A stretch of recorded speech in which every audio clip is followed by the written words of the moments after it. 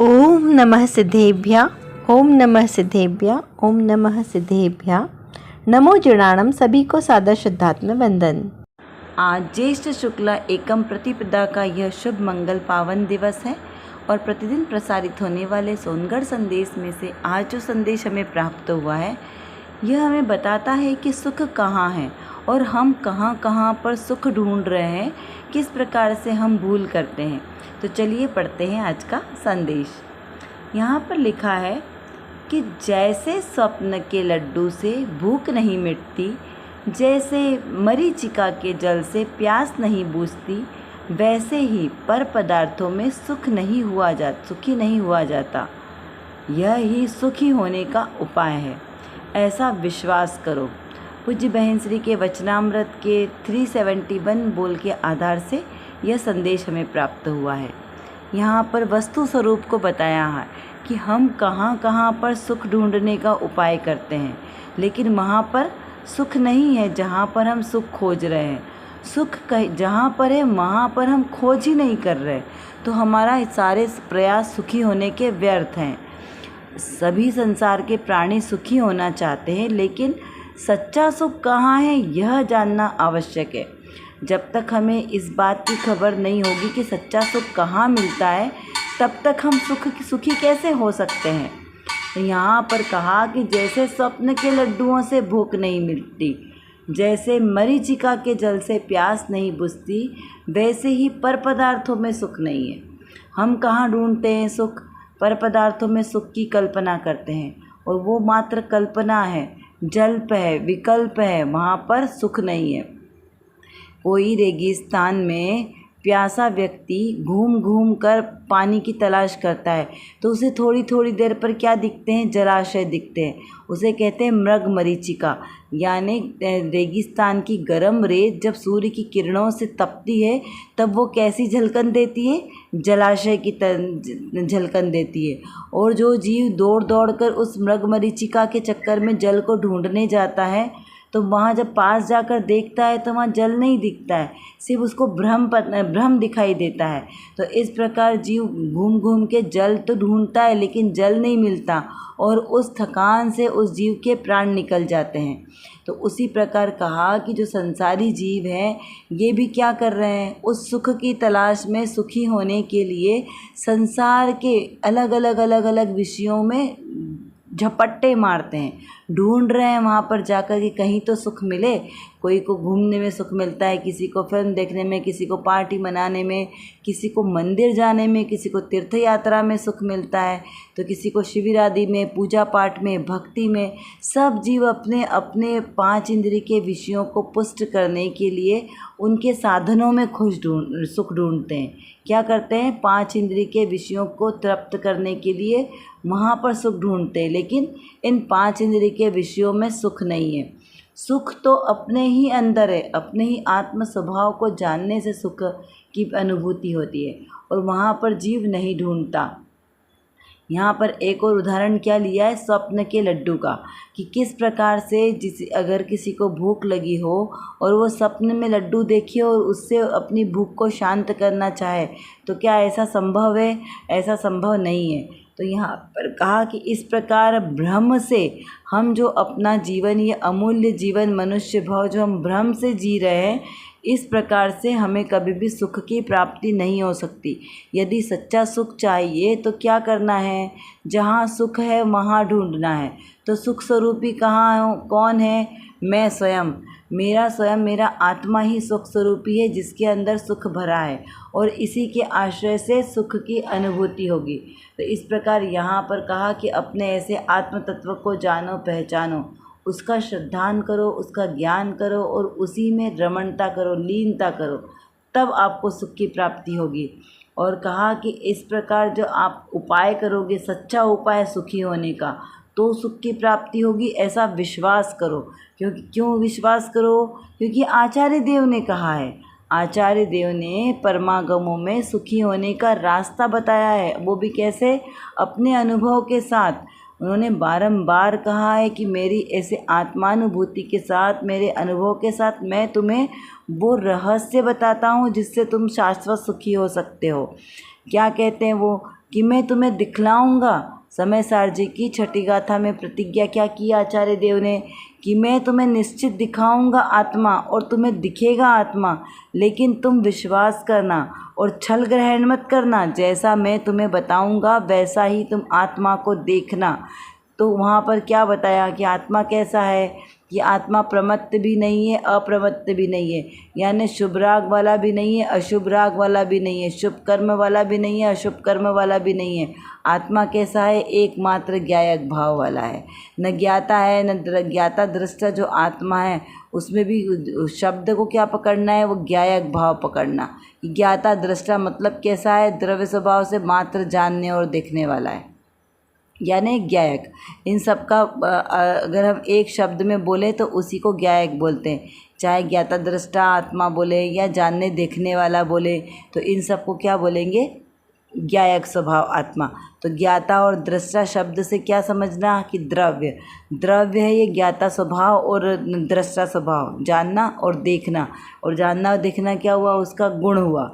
और जानने की क्रिया है वो उसकी पर्याय हुई। क्योंकि ये भी तो एक पर्याय है, जानना जानना जानना जानना, प्रति समय नया नया नया नया नया जानना है। तो पर्याय कौन सी हो रही है, ज्ञान गुण की। प्रति समय नया नया नया जानने वाली ज्ञान गुण की ऐसी पर्याय है। तो ये जो पर्याय वाला भी मैं नहीं हूँ, तो मैं कौन हूँ, वो ज्ञाता दृष्टा स्वभाव जो द्रव्य स्वभाव है ना, वो मैं हूँ। ज्ञान स्वभावी आत्मा, वो ज्ञायक स्वभावी आत्मा, वो मैं हूँ। तो दृष्टि कहाँ रखना है, उस पर्याय पे रखना है। क्या कि जो जानने वाली क्रिया चल रही, तो नहीं, वो तो पर्याय है, पर्याय पे दृष्टि नहीं रखना है। दृष्टि हमेशा अपने ध्रुव स्वभाव पर रखना है। तो ध्रुव स्वभाव पर दृष्टि रखेंगे तो अपना आत्मा प्रकट होगा। यदि पर्याय पे दृष्टि रहेंगे तो वो प्रति समय बदलने वाली जो पर्याय है उससे हमारा कल्याण नहीं होगा। ऐसे ही जो मेरा ये आत्मा है ना, शुद्ध स्वभाव, बस यही एकमात्र यही हमारा ज्ञान का ज्ञेय होना चाहिए, ध्यान का ध्येय होना चाहिए और हमारा श्रद्धा का श्रद्धेय होना चाहिए। तो ही हमारा जो वस्तु का स्वरूप जानने का जो हमारा लक्ष्य है वो पूरा हो सकता है, और यही मोक्ष मार्ग है। चलिए अब देखते हैं कि आज की रत्न कणिका में कौन सी विशेष बात आई है। यहाँ पर श्रोता ने प्रश्न किया है कि क्या हिंसा करने से पहले उसका फल संभव है। क्या कहा कि क्या हिंसा करने से पहले उसका फल संभव है। यहाँ पे प्रश्न क्या समझ में आया कि हिंसा अभी की नहीं गई है, लेकिन बिना हिंसा किए भी क्या उसका फल मिलना संभव है। तो उसका समाधान करते हुए पूज्य गुरुदेव श्री बताते हैं श्री पुरुषार्थ सिद्धोपाय जी ग्रंथ के 54 नंबर के श्लोक के आधार से। यह पुरुषार्थ सिद्धोपाय जी ग्रंथ आचार्य अमृत चंद्र देव द्वारा विरचित उनका ये मौलिक ग्रंथ है। बहुत ही सुंदर ग्रंथ है, जो द्रव्यान योग का स्वरूप बताने वाला बहुत ही अच्छा ग्रंथ है। छोटा लेकिन सारभूत ग्रंथ है। तो वहाँ पर लिखा है कि हाँ, हिंसा करने वाला जीव हिंसा करे या ना करे, उसके पहले भी उसको फल प्राप्त हो सकता है। तो कैसे, यहाँ पे लिखा है कि किसी जीव ने हिंसा का विचार किया था, परंतु वह तो नहीं बन सकी, किंतु उस विचार से जो कर्म बंधा था उसका फल उदय में आया। तत्पश्चात हिंसा का जो विचार किया वह कार्य भी बाह्य में बन गया। इस तरह हिंसा पहले ही फल दे देती है। क्या बताया यहाँ पर, यहाँ पर ये बता रहे हैं कि जीवों के भावों के हिसाब से कर्म का बंधन होता है, क्रिया से नहीं।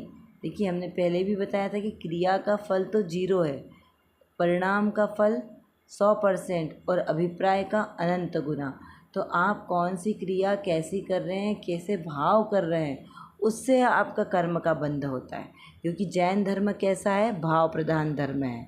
यहाँ पे कोई क्रिया करे या ना करे उससे कोई फर्क नहीं पड़ता है ना।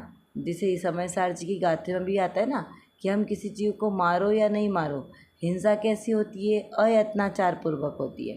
देख ना, मारो न मारो जीव को हो बंध अध्यवसान से, यह बंध का संक्षेप है तुम जान लो परमार्थ से। यानी कोई प्राणी मरे या नहीं मरे, हिंसा की आपने मात्र भावना की या फिर अयत्नाचार पूर्वक हमने कोई क्रिया करी, अयत्नाचार यानी असावधानी पूर्वक कोई भी क्रिया की जिससे जीवों की हिंसा हो गई, तो उससे जीव को हिंसा करने का बंध पड़ेगा।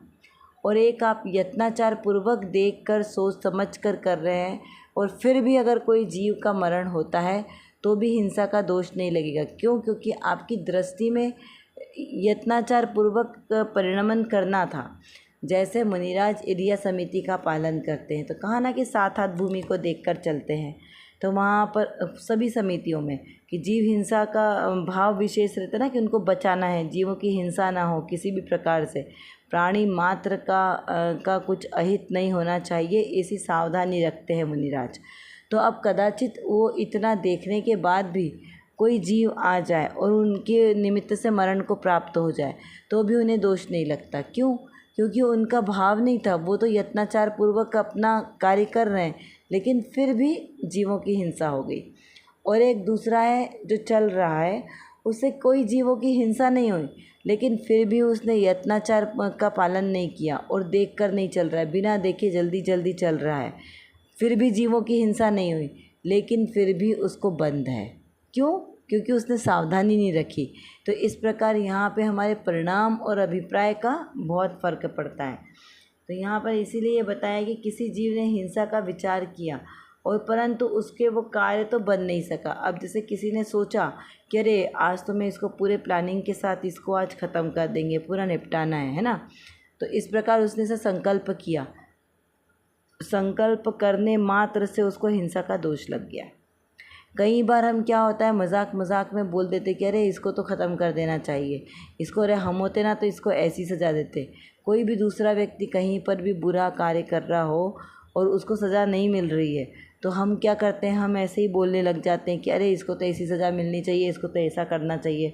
तो हम कुछ कर सकते हैं क्या? नहीं, क्योंकि उस बंदे को भी हम नहीं जानते, जिसके साथ बुरा हुआ हम उसको भी नहीं जानते, लेकिन फिर भी बिना प्रयोजन हम इस प्रकार से जो अपनी प्रतिक्रिया देते हैं उसका बंध पड़ जाता है और फिर वो उदय में आता है। तब हम कहते हैं अरे हमने क्या क्या किया, तो ऐसे कर्म हमें उदय में आए।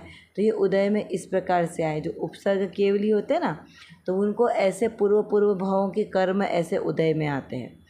अभी हम यहाँ पर द्रोणागिरि सिद्ध क्षेत्र में जहाँ पे श्रुत पंचमी का शिविर आयोजन किया गया है और उसी इस धरा पे द्रोणागिरि सिद्ध क्षेत्र के कण कण में ऐसा लगता है कि आचार्यों का वास है। तो इस प्रसंग से एकदम याद आया श्री गुरुदत्ता आचार्य जी की कथा कि उनको क्या हुआ था। उन्होंने बिना सोचे समझे सिर्फ अपने मंत्रियों के कहने से वो जो शेर प्रजाजन को परेशान कर रहा था उसको क्या किया, जिंदा जला दिया। किसके कहने से? प्रजा के कहने से। खुद नहीं चाहते थे, खुद का मन नहीं था, लेकिन प्रजा के हित के लिए प्रजा ऐसा चाह रही थी, मंत्री ऐसा चाह रहे थे, तो उन्होंने उसकी अनुमोदना कर दी। तो उसका फल क्या हुआ? वो जो बैर बंधा तो वो जो जीव था वो मर के किसान बना, लेकिन उस किसान की पर्याय में भी वो जीव को पूर्व के बैर के संस्कार उसके स्मरण में रहे। उसको द्वेष नहीं था मुनिराज के प्रति, लेकिन सहसा ही उसे मुनिराज को देखकर क्रोध आने लगा, क्योंकि ये मेरे खेत में आके बैठ गए और कुछ बोलते भी नहीं हैं, मौन रहते हैं, तो इनको तो मुझे ख़त्म करना चाहिए। तो उसने क्या किया, अपना पूर्व भाव का जो उसको बदला था उसको निकालने के लिए उन्होंने मुनिराज के तन पर रुई लपेटी और उनको अग्नि लगा दी। इस प्रकार मुनि का शरीर जो है वो तो जलता रहा और उधर से सारे कर्मों की अग्नि जलती रही और मुनि को तत्क्षण केवल ज्ञान की प्राप्ति हुई। इस प्रकार से वो जो उपसर्ग केवली मुनिराज हुए, तो उसमें हमने क्या समझा कि देखो कैसे पूर्व भाव में उन्होंने कैसे अयत्नाचार पूर्वक कार्य किया, तो जिसके फल में उनको अभी इस भाव में वो बैरी बन के आया और अपना बैर उसने पूरा किया। तो जिन जीवों को बैर नहीं रखना है तो वे जीव क्या करें, वे अपने कल्याण का मार्ग ढूंढें और जस तस से किसी भी प्रकार से सिर्फ अपनी आत्म आराधना को नहीं छोड़े। आत्म आराधना जितनी करेंगे उतनी जल्दी हमारे आत्मस्वरूप की हमें प्राप्ति होगी। तो यहाँ पर यही बताना चाह रहे हैं कि किसी प्रकार से हिंसा का विचार किया हो, परंतु उसको हिंसा बनी नहीं है, लेकिन फिर भी उसको क्या हुआ, बंध बढ़ गया। क्यों? क्योंकि उसने भाव किया। तो ऐसा ही यहाँ पर भाव प्रधान जो हमारा जिन शासन है, इसमें कर्म बंधे, कर्म हम करें या ना करें, लेकिन हमारे भाव मात्र से कर्म बंध जाते हैं। तो यहाँ पर आगे क्या कहा कि किंतु उस विचार से जो कर्म बंधा या उसके फल के उदय में जो आया, तत्पश्चात हिंसा का जो विचार किया था वह कार्य भी बाह्य में बन गया। इस प्रकार से हिंसा पहले ही फल देती है। यहाँ पर हमें ये आगम से प्रमाण मिलता है कि किस प्रकार से हिंसा पहले से फल देती है, आपने कार्य किया हो चाहे नहीं किया हो। ऐसे उपसर्ग केवली मुनिराजों की ही कथा हम अगर अपने आगम में देखें तो बहुत सारी मिल जाएगी। कमठ का जीव 10 भवों तक बैर बांधता रहा, जबकि उसको 10 भवों तक अग्निभूति की पर्याय में जब जीव थे पार्श्वनाथ भगवान का, उन्होंने उसको तभी माफ़ कर दिया। हर 10 भव में हर भव में उसे माफ़ करते आए कमठ के जीव को, लेकिन फिर भी उसने अपना बैर नहीं छोड़ा, है ना। तो इस प्रकार यहाँ से और भी जितने उदाहरण हैं वो सब हमें समझ में आ सकते हैं कि कैसे कैसे जीवों ने मात्र परिणाम कर करके, मात्र खोटे भाव कर करके अपना भाव बढ़ाया है। इस प्रकार यहाँ पर इसको समझना है। चलिए अब कुछ प्रश्नों के माध्यम से हम अपनी चिंतन धारा को थोड़ा सा और बढ़ाते हैं। विचार कीजिए कि गर्मी के मौसम में एसी में सुख मिलता है या नहीं मिलता है। यदि मिलता है तो क्यों मिलता है, इस दोनों पर विचार करके दें। फिर भूख लगने पर भोजन से तृप्ति होती है या नहीं होती है। जैसे प्यास लगी तब हम पानी से तृप्ति करें तो वहाँ उससे तृप्ति होती भी है या नहीं होती है। यदि संसार में सुख होता तो तीर्थंकर क्यों मोक्ष मार्ग पर चले गए। यदि संसार विषय सुख होता तीर्थंकर क्यों त्यागे। प्राणी मरे या ना मरे फिर भी हिंसा तो यत्नाचार पूर्वक से होती है, तब बंध होता है या नहीं होता है। तो हमें क्या पहचानना है कि बंध किस तरीके से होता है, निर्बंध आत्मा कैसे होता है, ये हमारा विषय है। हिंसा की प्रवृत्ति में प्रमादचर्या मूल है। देखिए श्री आचार्य कल्प पंडित टोडरमल जी ने श्री समयसार जी ग्रंथ में लिखा है कि किस प्रकार से हिंसा प्रवृत्ति में प्रमाद मूल है। तो जब जब जीव हिंसा प्रमाद की वशीभूत होकर कोई भी कार्य करेगा तो वहाँ पर हिंसा होगी और होगी। इस प्रकार से हमें विचार करना है कि किस प्रकार से प्रमाद की क्रियाओं कर विचार तो पाम। हम जितना विचार करेंगे उतना ही हमारा विषय क्लियर होगा, क्योंकि हमारे पास समय की कमी है और जानना बहुत ज़्यादा है। और किसको जानना है, अपने ही ज्ञायक स्वभाव को जानना है। तो जब तक हम अपने इस ज्ञायक स्वभाव को नहीं जानेंगे तब तक हमारा कोई भी कार्य सिद्ध नहीं हो सकता। तो एकमात्र जो मेरे अंदर मतलब मेरे आत्म स्वभाव में जो ज्ञान नाम का विशेष गुण है, इस गुण को एकमात्र अपने ज्ञायक स्वभाव को जानने में लगाएं तो निर्विकल्प दशा की प्राप्ति होगी। और इस निर्विकल्प दशा के ही आश्रय से हमें शाश्वत सुख की प्राप्ति होगी। तो वो शाश्वत सुख हमें प्राप्त हो, इसीलिए पुरुषार्थ करना आवश्यक है। उसके लिए व्यवहार से तो सच्चे बीतरागी देवशास्त्र गुरु का आश्रय लेना योग्य है, और निश्चय नय से मेरी निज शुद्धात्मा का आश्रय लेना ही सर्वश्रेष्ठ उपाय है। अभी के लिए बस इतना ही। विशेष चर्चा हम आगे की कक्षाओं में करेंगे। तब तक हम अपने आत्मस्वरूप को जानें, पहचानें और उसी में लीन रहें। इसी विशेष मंगल भावना के साथ आप सभी को सादर जय जिनेंद्र।